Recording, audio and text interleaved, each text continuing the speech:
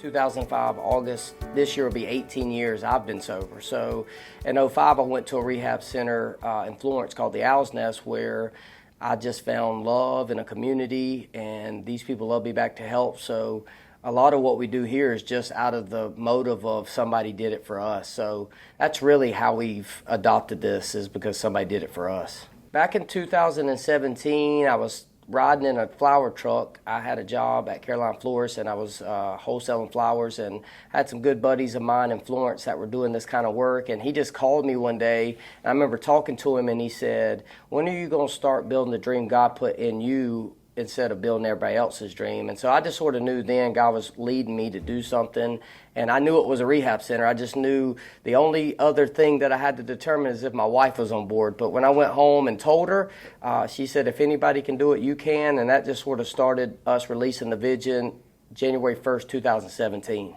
Next couple weeks, I got to thinking about a bridge and the meaning of a bridge, and it being the thing that connects two things together. And I just thought that's sort of what our mission is to bring hope to the hopeless, and we become a bridge to people that are suffering, to bring them to a place of wellness. And so it just stuck, and I went and put it on a t-shirt and just started selling it that way to get the vision out there, and it just has always set well, you know. So we're a 4-month inpatient rehabilitation center for men who struggle with addiction. The source of treatment that we use is the 12 Steps of Alcoholics Anonymous.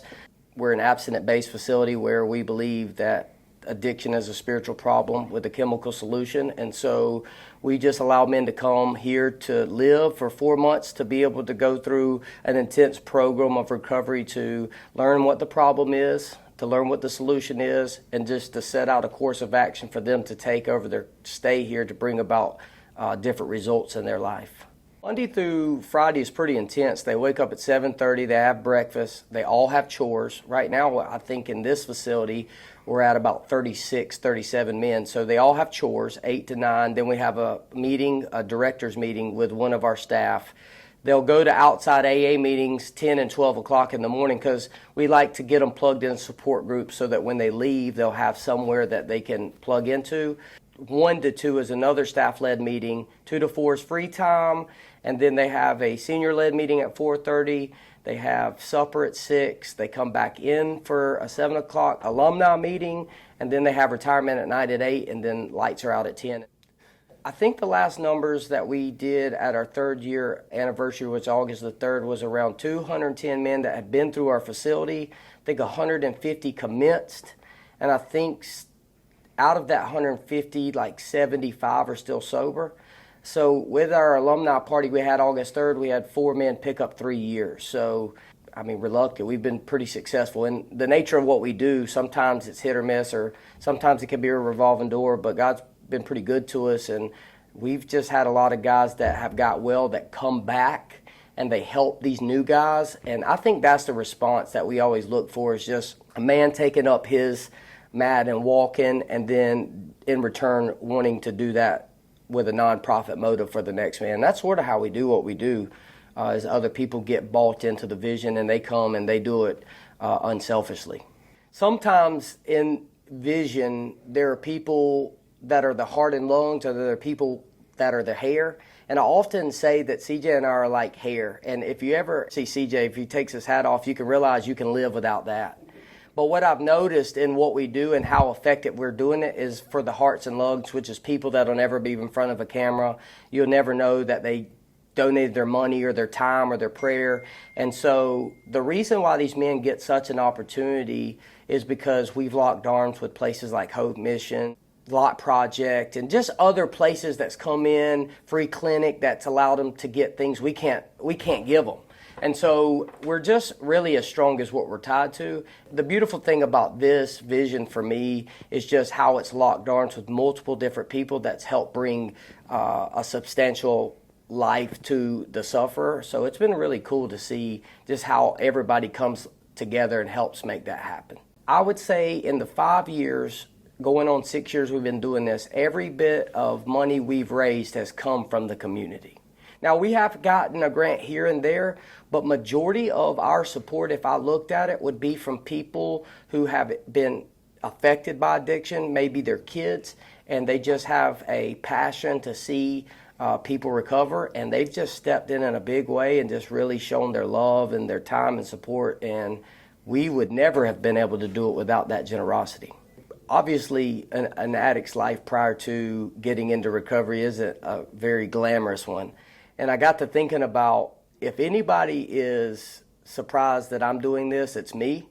And so when I looked at my phone and I had a message from Rusty Burns, and I thought to myself, Rusty's calling me, I thought then, like, God is really doing something, because he's pricking other people's heart to come and get involved in the need in our community, to meet it. And there's nothing better than voices that can be a voice for people that don't have one. And so them getting involved to do what we do brings a different dynamic, because they also have the potential to help us with the physical need, which would be bringing a detox back to Anderson to help people detox from drug and alcohol. So I think it's just very important that they get involved, because I believe addiction is a community problem. And when you see your leaders of the community being aware of what you're doing and need, it's just so helpful to know that you have that support.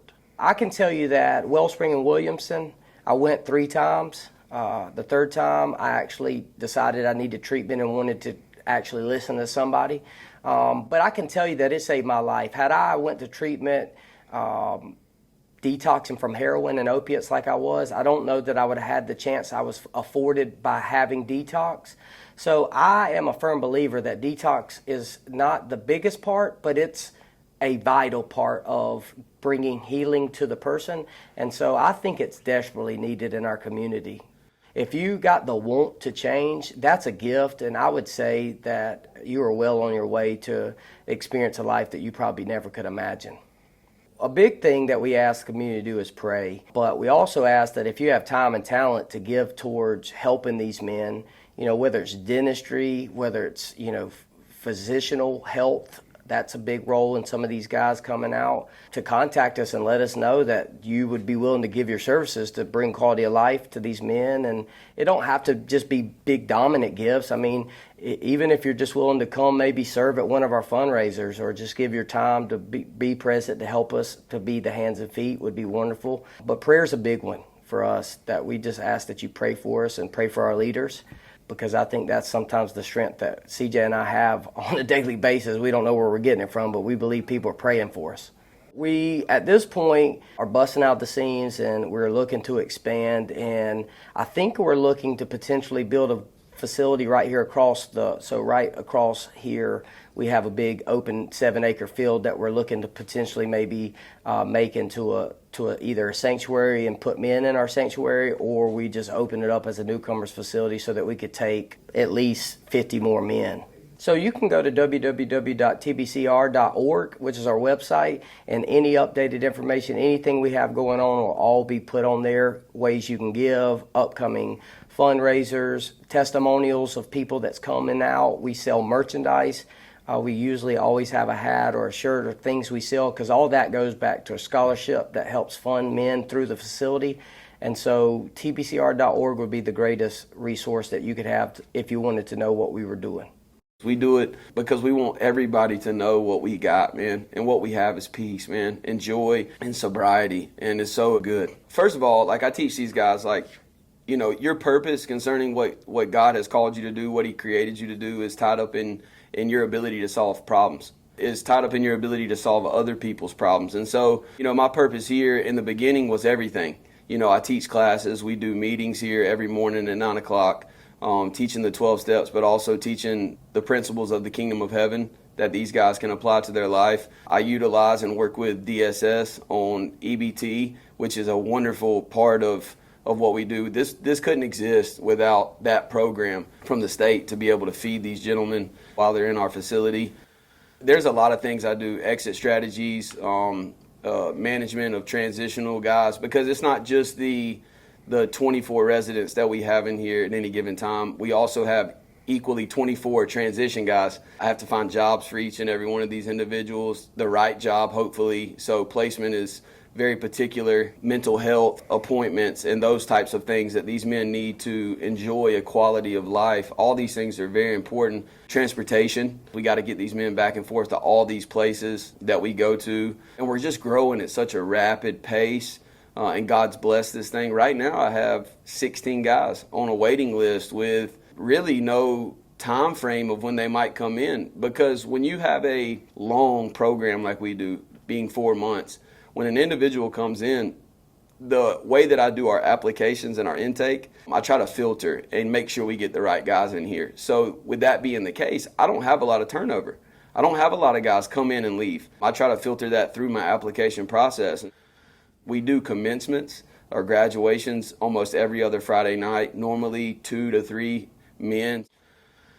My proposition to the community would be that we need help. We need finances. We need scholarship money. We need vans to transport these people back and forth to where they need to go. Because we realize the first 4 months of this journey is simply a starting point. When you meet Jesus, like, that's not the end of it. That's the beginning of it. And so the first 4 months, these guys are infants in this new life that they live. And so there's a lot of things that they need.